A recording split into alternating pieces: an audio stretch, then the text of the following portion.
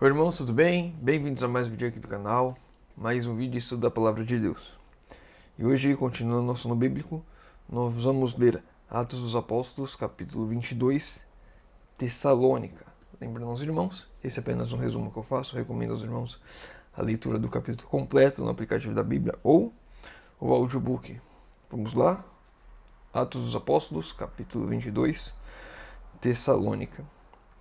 Deixando Filipos, Paulo e Silas viajaram para Tessalônica. Sua aparência deixava à mostra o vergonhoso tratamento que haviam recebido recentemente, quando eles foram açoitados e presos. E era necessário dar uma explicação do que acontecera. Isso fizeram sem se exaltar, mas exaltando aquele que operara o seu livramento. Ao pregar aos Tessalonicenses, Paulo recorre às profecias do Antigo Testamento concernentes ao Messias. Então aqui nós vemos dois pontos que na verdade era para ser, eu juntei aqui e era para ser separado. O primeiro ponto, nos dois primeiros trechos, eles saíram de Filipe e agora vão para Tessalônica, e lá eles precisam explicar a sua aparência. E não é nada para a glória do homem, nada para a honra pessoal. Eles estavam ali, eles explicaram a sua aparência e exaltaram o nome de Deus. Estavam açoitados, feridos, machucados, maltratados e exaltaram o nome de Deus. Nada do sofrimento que eles passaram era para a honra deles. E muitas vezes nós nos deixamos levar pelos elogios, pelas consequências dessa vida e exaltamos a nós mesmos. Nossa, como você pregou bem! Aí você começa a se engrandecer, começa a se exaltar. Realmente eu preguei muito bem, realmente eu cantei muito bem, realmente eu fiz um excelente trabalho, eu tive muito bem à frente do ministério jovem, do ministério pessoal, fiz um trabalho excelente, alcancei muitas pessoas, eu fiz. Quando na verdade o nome de Deus deve ser exaltado sempre, o nome de Cristo deve ser exaltado sempre, nunca o eu. Porque lembrando que as boas obras que eu faço não são frutos meus, são frutos do Espírito Santo trabalhando em minha vida. E quando eu começo a exaltar aquela porta que nós falamos que abrimos para que o Espírito Santo entre e trabalhe em nossas vidas, nós começamos a fechá-la, para que o verdadeiro caráter do eu comece a aparecer. E ao pegar o Tessalonicenses, Paulo recorreu às profecias do Antigo Testamento concernentes ao Messias. Então, Paulo começa a mostrar, inclusive a Bíblia que eles tinham era o Antigo Testamento, ele começa a mostrar a vida de Cristo no Antigo Testamento. Tudo aquilo que estava escrito no Antigo Testamento a respeito de Cristo. Pedro, ao pregar a Cristo, tinha apresentado provas no Antigo Testamento. Estevão procedeu de modo idêntico. Também Paulo, em seu ministério, recorreu às passagens que prediziam o nascimento, o sofrimento, morte, ressurreição e ascensão de Cristo. Tudo no Antigo Testamento. E um ponto importante aqui, não está escrito no Espírito de Profecia, mas que a gente também tem essa passagem lá em Lucas, quando os discípulos, Cleopas e outros, estão indo para Emaús e Cristo aparece a eles, eles estão com os olhos fechados, não conseguem reconhecer a Cristo. Cristo recorre a todo o Antigo Testamento para falar exatamente isso. Nascimento, sofrimento, morte e ressurreição. Sempre o Antigo Testamento é menosprezado ou olhado com maus olhos, porque acham que é um Deus cruel que está lá. Um Deus perverso, um Deus rigoroso. E no Antigo Testamento, o Deus bom, Jesus, mas tudo no Antigo Testamento aponta para Cristo. O mesmo Cristo do Novo Testamento. Não tem separação, as pessoas não conseguem compreender isso. E nós devemos compreender isso para mostrarmos às pessoas que desde o princípio, lá em Adão, quando na primeira profecia, quando Deus fala a Adão que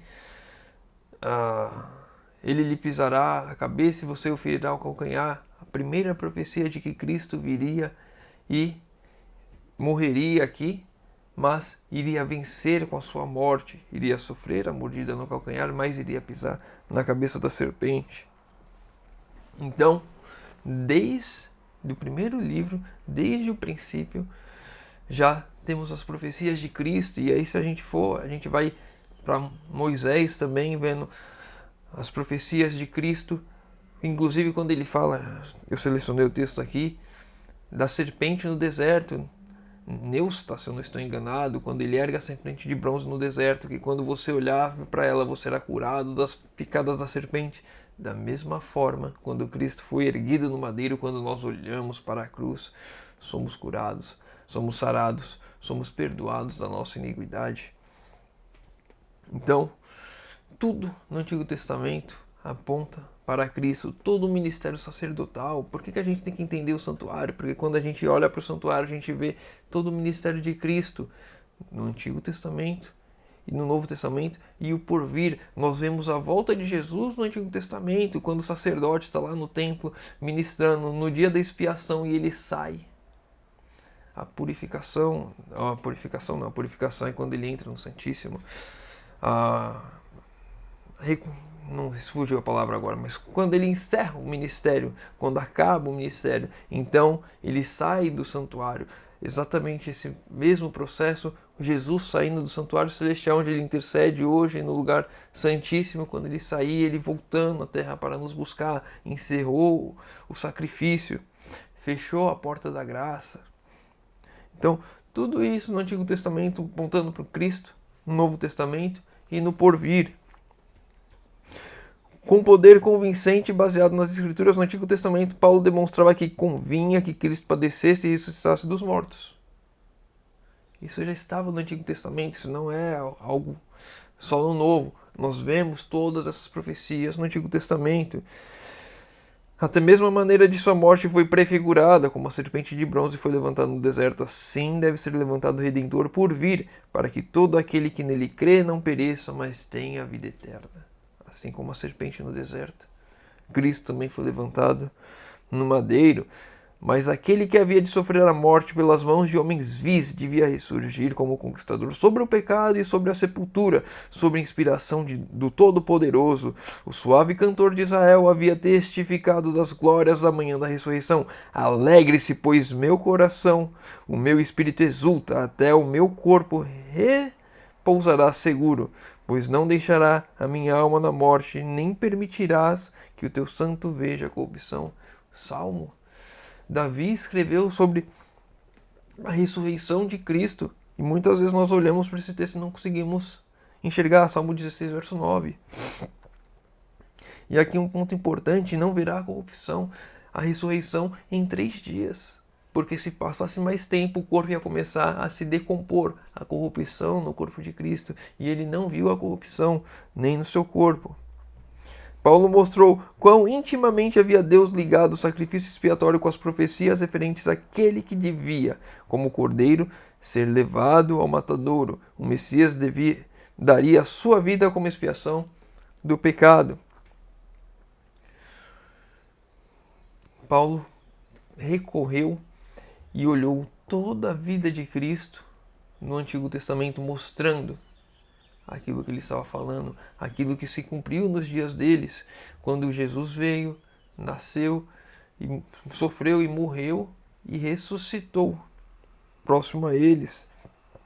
O Salvador profetizado viria não como um rei temporal, como os judeus acreditavam naquele tempo, que ele viria para fundar um reino aqui, livrá-los do jugo romano, para livrar a nação judaica dos opressores terrestres, mas como um homem entre homens, para viver uma vida de pobreza e humildade, e ser, afinal, desprezado, rejeitado e morto. Essa era a vinda, a primeira vinda de Cristo, estava já prefigurado no Antigo Testamento, e as pessoas não conseguiam enxergar. E eu e você iremos enfrentar o mesmo problema se não compreendermos as profecias do Antigo Testamento. Devemos compreender, devemos estudar, devemos nos debruçar também no Antigo Testamento para compreender isso, para que, entendendo o passado, possamos compreender o futuro, possamos compreender o tempo em que estamos vivendo. O Salvador, predito nas Escrituras do Antigo Testamento, se ofereceria como um sacrifício em favor da raça caída, cumprindo assim cada requisito da lei quebrantada. Cada requisito da lei o principal. A morte do pecador. Cristo o cumpriu, morreu em nosso lugar, um sacrifício perfeito, porque ele não pecou e por isso ele poderia dar sua vida por nós. Paulo falou aos judeus tessalonicenses a respeito de seu zelo anterior pela lei cerimonial, de sua maravilhosa experiência às portas de Damasco. Antes de sua conversão estivera ele confiando numa piedade hereditária, a falsa esperança. Ele acreditava que por nascer judeu ele seria salvo. E era aquilo que eles acreditavam. Somos filhos de Abraão, a gente já estudou sobre isso. Ah, sou filho de Abraão, então estou salvo. Você não é filho de Abraão, você já está perdido. Sua fé não estivera ancorada em Cristo. Em lugar disso, estivera confiando em suas formalidades e cerimônias. Seu zelo pela lei estava dissociado da fé de Cristo. Sendo vão, ele acreditava na lei, ele guardava a lei, mas não tinha Cristo. Apenas obras. As obras sem Cristo são obras em vão. Enquanto blasfemava de ser irrepreensível na prática das obras da lei, tinha recusado aceitar aquele que tornara a lei valiosa. A lei sem Cristo não é nada. A lei foi feita por Cristo. E aqui um ponto importante. Paulo falou a eles a respeito do seu zelo anterior. Paulo estava dando um testemunho da conversão dele aqui aos Tessalonicenses. Quando formos pregar também, devemos sim falar de Cristo e devemos dar nossa experiência. Nós devemos mostrar o divino e devemos mostrar como o divino nos converteu, como nos transformou. E é sempre bom estarmos dando testemunho. O testemunho fortalece as pessoas, elas se identificam. Os tessalonicenses aqui, eles olhavam para Paulo e eles falavam: eu também tenho esse zelo. Eu também passo por isso. Muitas vezes, como o jovem rico, eles tinham esse zelo, eles sentiam o vazio, que eu preciso fazer para ser salvo. E agora Paulo está mostrando aqui o que precisa fazer para ser salvo.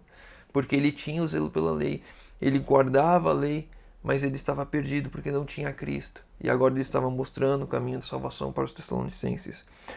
Ao proclamar Paulo com zelo santo o evangelho na sinagoga de Tessalônica, um jato de luz se derramou sobre o verdadeiro significado dos ritos e cerimônias que se relacionavam com o serviço do tabernáculo.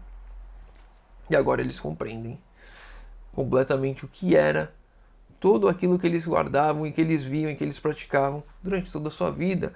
O sacrifício do cordeiro, festa dos tabernáculos, o Pentecostes, o dia da expiação.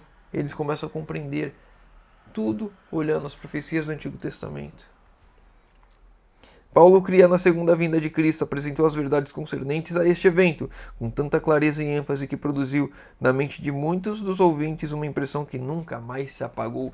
Quando nós falamos verdadeiramente confiantes e acreditando de que Jesus está voltando, de que Jesus voltará, e quando olhamos as profecias do Antigo Testamento, quando olhamos o santuário e aplicamos as mesmas profecias em nossos dias, nós vemos que Jesus está voltando. Quando nós pregamos isso com verdadeira firmeza e confiança de que Jesus está voltando, haverá uma verdadeira luz brilhando no coração das pessoas. Uma luz que jamais se apagará. E não se apagou do coração dos tessalônicos que ouviram essa mensagem.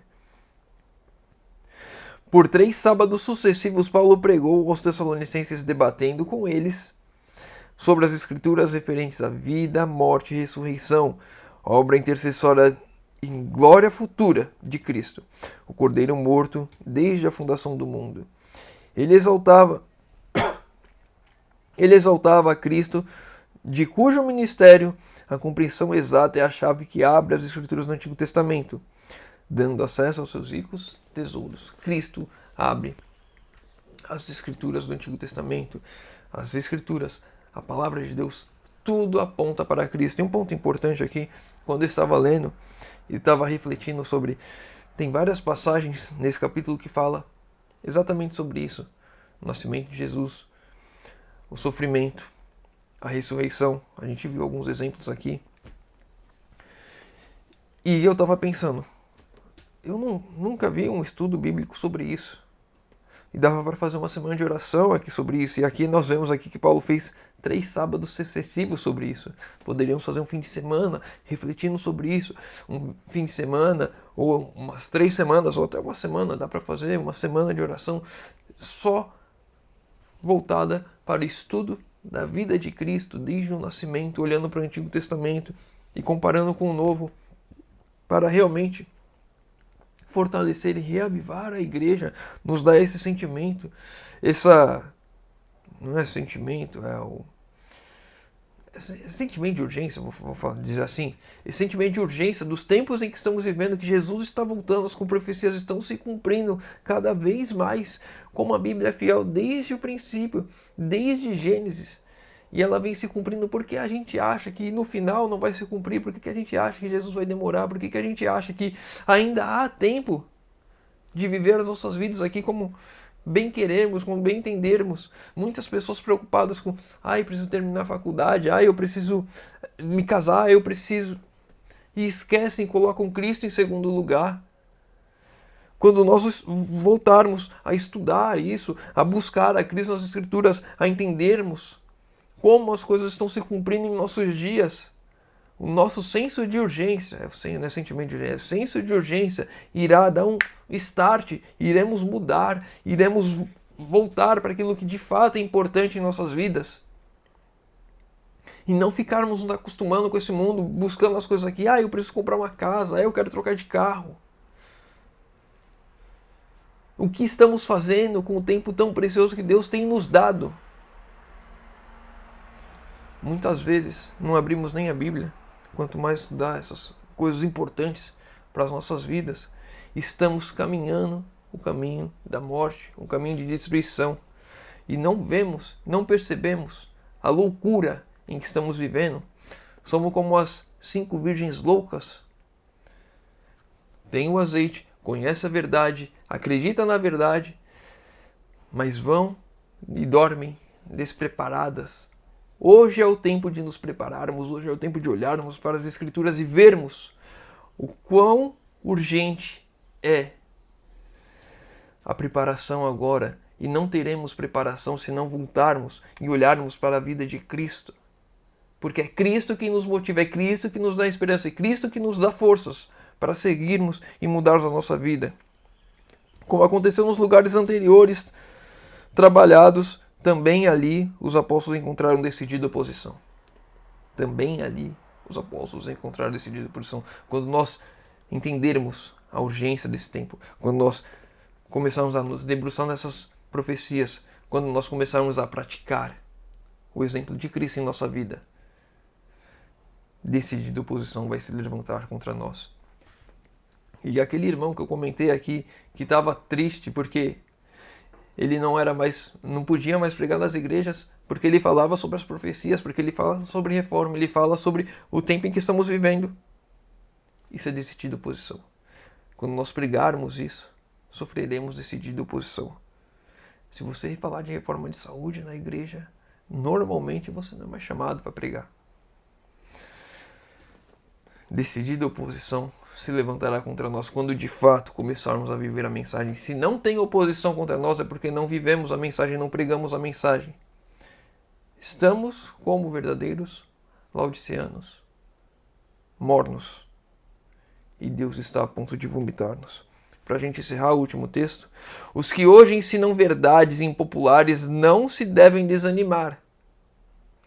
Se por vezes encontraram mesmo parte dos que se dizem cristãos, mesmo dentro da igreja, oposição dentro da igreja, porque prega a verdade impopular, reforma de saúde, parar de comer carne, chocolate é pecado, comer chocolate é pecado. Verdades impopulares, as pessoas não querem isso, dentro da igreja isso é feito, é vivido, dentro da igreja tem refrigerante já hoje. As pessoas não seguem os conselhos da Ellen White que dentro... Tá bom, você come carne na sua casa, mas dentro da igreja não. Hoje já é normal. Junto à panela você vai ter as carnes. Você não sabe nem o que pode comer e o que não pode.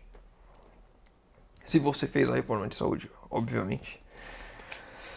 Recepção não mais favorável do que despendida a Paulo e seus companheiros por aqueles por quem trabalham. Os próprios judeus, aqueles meio convertidos, aqueles que não aceitam tudo. A gente viu Recentemente, os fariseus que queriam a circuncisão, oposição dentro da igreja, por causa que as pessoas querem a sua vontade seja feita, não querem que a sua vontade seja contrariada. Eu gosto de comer carne, então eu vou continuar comendo carne. Não importa o que Deus quer, importa aquilo que eu quero. Eu não quero fazer uma reforma em minha vida, eu não quero mudar a minha vida, eu não quero me transformar. Eu quero fazer exatamente aquilo que eu quero, a minha vontade sobre todas as coisas. Os mensageiros da cruz devem armar-se de vigilância e oração, avançando com fé e ânimo, trabalhando sempre no nome de Jesus. Amém.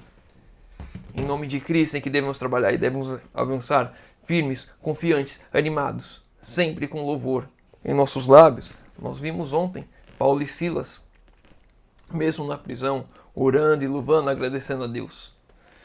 Devemos, em meio à oposição, continuar orando e louvando, porque o nosso Redentor se aproxima.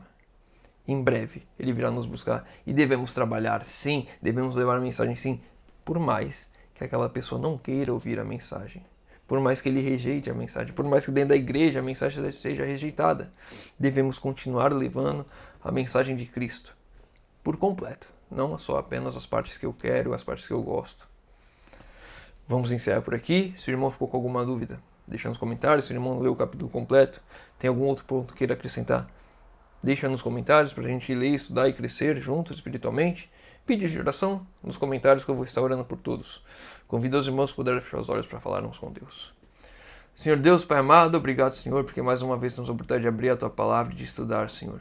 Pai querido, te pedimos, Senhor, por favor, abra os nossos olhos para que podemos compreender, Senhor, tudo aquilo que o Senhor nos deixou escrito no Antigo Testamento, no Novo Testamento, Senhor, que os nossos olhos se abram e que possamos, Senhor, contemplar os tesouros que o Senhor deixou para nós, Senhor amado. Pai querido, derrama o Teu Santo Espírito sobre nós, que possamos, Senhor, viver firmes, fortes, sem desanimar, pregando a verdade por completo e vivendo-a, Senhor amado.